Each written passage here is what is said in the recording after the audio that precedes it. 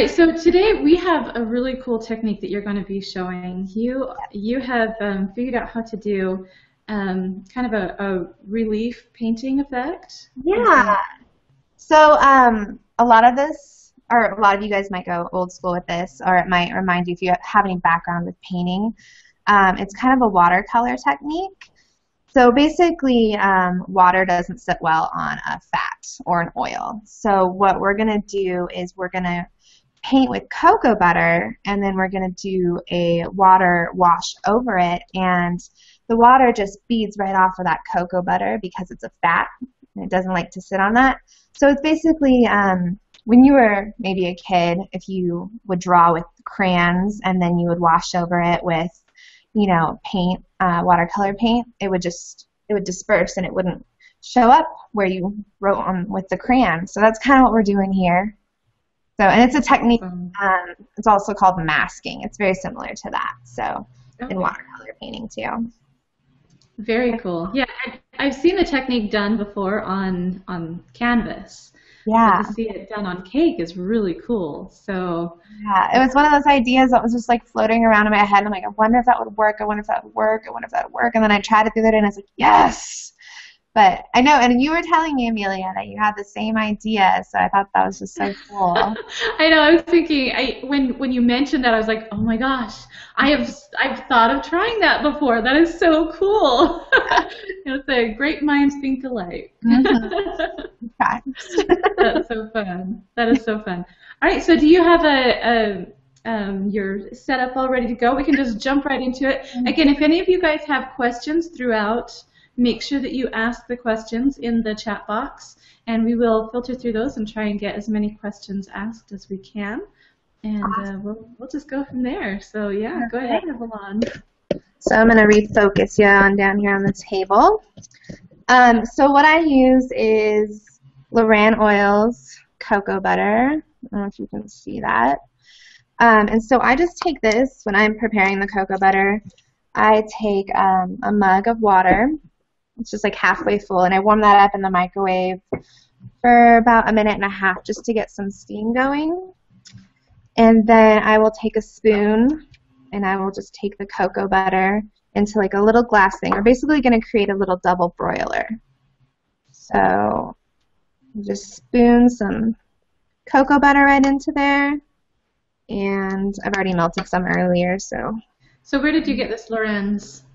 Did you say I that got already? it I'm from a sorry. local cake shop called CakeFu, but I'm pretty sure you Oh, can okay. find it on like Amazon and all that. So then you just set the little dish on top of the mug, and it warms up your cocoa butter so you can work with it. There's many different ways you can warm your cocoa butter. You can do it like on a heating pad.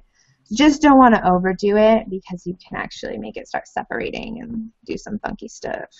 So So just a really low temperature. yeah, you just want to keep it, fluid, and yeah, it should be good. So I just got a piece of fondant right here, and basically I'm just going to give you the gist. Now, something really cool that I figured out the other night, which I was excited to share with you guys, is that cocoa butter actually glows under black light. It does. Yeah, so if you have a hard time seeing this, because you are going to be putting a clear onto a white surface, and there'll be a little bit of shine because it's wet, but sometimes it's hard to see. So if you want to turn the lights off and put the black light on, you can actually paint with pretty much glow in the dark. That is so cool. And that's a good thing to know in case, you want to do it for some kind of a party or function. You Absolutely, can I know. take it black light on the cake. That's awesome. I know, right? And then Cool. I actually mixed it with some powdered colors, and those glowed too. So it was a really cool little discovery the other night. Wow, that's neat. Yeah. How did you discover that?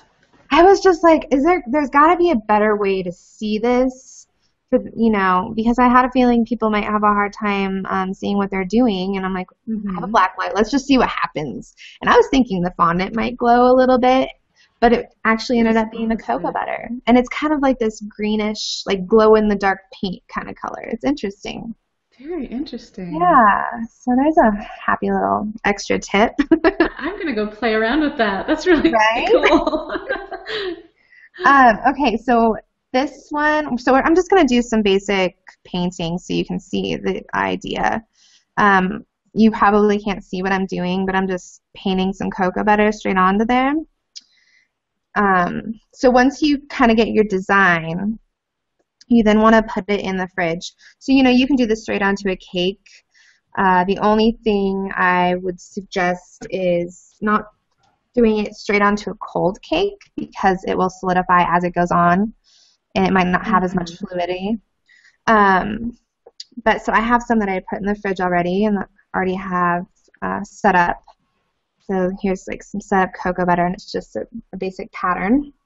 And basically what I'm going to do now is I'm just going to take some airbrush color diluted with a little bit of vodka.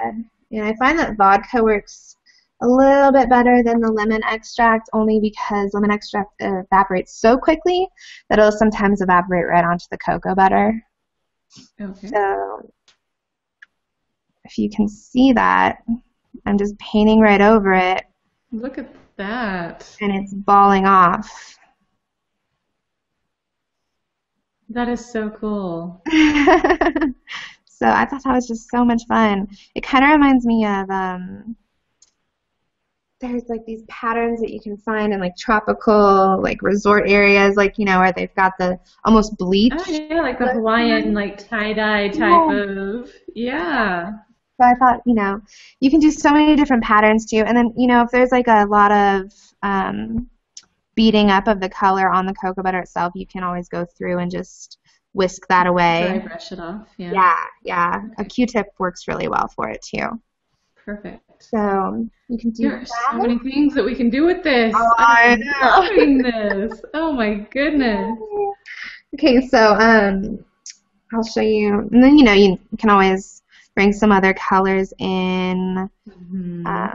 Try to do more of the watercolor effect, which can be a little difficult on fondant, and if you do overload it, sometimes it will stay on top of the cocoa butter, but you can pat it off with a paper towel. Yeah. Oh my gosh, look at how cool that is. So yeah. I have a dress that I bought for a luau type of event, and it looks just like that. It's got that same, kind of flowy tie-dye, yeah, Islander. It's just, that's totally the effect. Look at I thought that was really cool. And so I'll show you some other things you can do with it. Okay. Yeah. Like for this, for instance, can't see what it is. There is, actually this is going to be very similar to what I just did. But I did a little CakeFu one. Aw, you're so cute. A big old dork. How fun is that? You know what, this might be actually a fun thing to do, like kid activities and things, like for a kid's party. Absolutely. Just do a cake that's all plain, and then they can just go and paint it. Absolutely. And then it's like there's really not that big of a mess either, It's like cocoa butter. That's cool, yeah. Oh, and another thing, I actually tried this with butter. Just straight up butter, melted some butter and painted onto a cake. And it worked very similar to the cocoa butter. So, CakeFu. Oh, look at that. So cute. I love it. I love it. Okay, we're having someone that's asking about the cocoa butter itself. Uh-huh. They're asking about the shelf life. How long will it store? Oh, man, there's no expiration date as far as I can see. I've had this for, I would say a year. I mean, it takes a while to get through it. Mm-hmm. But I don't think there's a shelf life on it, to be honest. You just got to keep it in a nice, cool place. It's not like buttery when you touch it. It's solid. It's solid. Kind of like coconut oil is, right? Yeah. Yeah. So you're getting like a solid. Maybe more solid than coconut oil, huh? Yeah. And I'm not that in depth with the actual cocoa butter painting yet.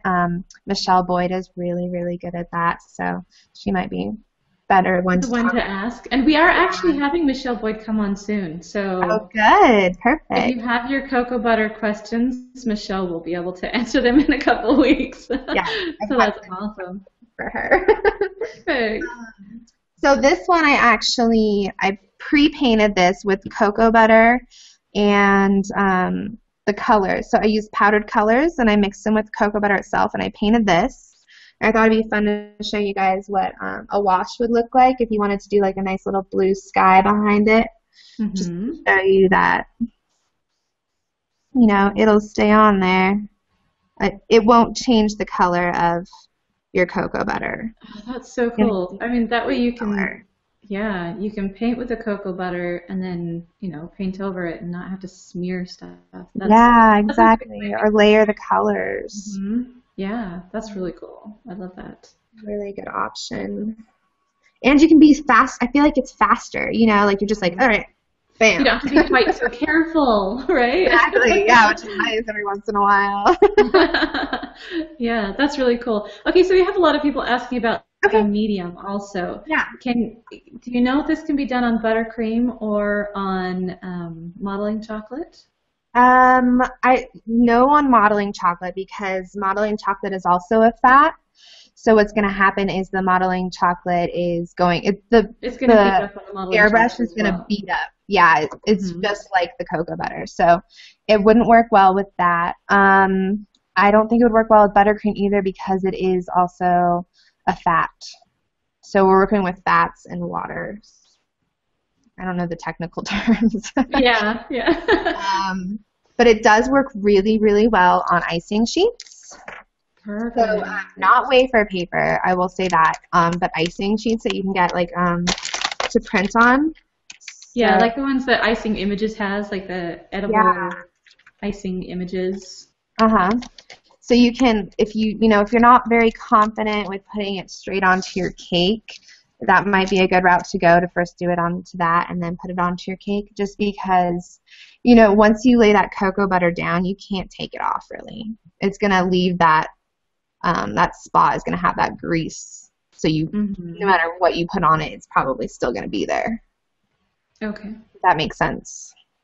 Yeah, I mean, if you put oil on something, you get oil on your clothes, it stains, you know. Right, it's a mark, yeah.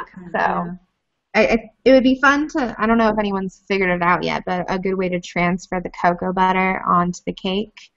I tried doing it on a piece of acetate, thinking I could kind of do like a cocoa butter transfer onto fondant, but it didn't work out the way I wanted it to. It was a little bit messy.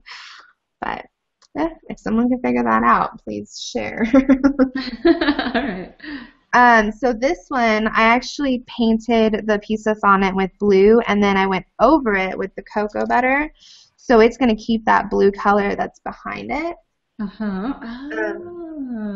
the only thing to remember with the color mixing too is that you have to have a nice, like, you know, blue and yellow make green, and I know that, and it's not going to make some really muddy color. But as you can see, there's a little flower that just is showing up. So you can do layers of color, and I can then again go over this with more cocoa butter and different designs, and something else, you know, will pop up after my next layer. So. That's cool. Very cool. Yeah. You could do like lighter to darker. Like you could start off with a really light, and then, you know, like a white, and then put a light pink over it, and then put a dark green over it, and yeah, I think that'd be like an ombre. Yeah, for sure. So yeah, that's really the gist of it. It's a really simple and fun and versatile technique. I think a lot of people have fun with it. Yeah, well, you know, I think this is really, I think, a cool thing that we can. I am so going to go do this. I can't believe I never tried it. I thought of it, and then I was like, someday I'll try. And I'm so glad you did it because it is so cool. It is amazing.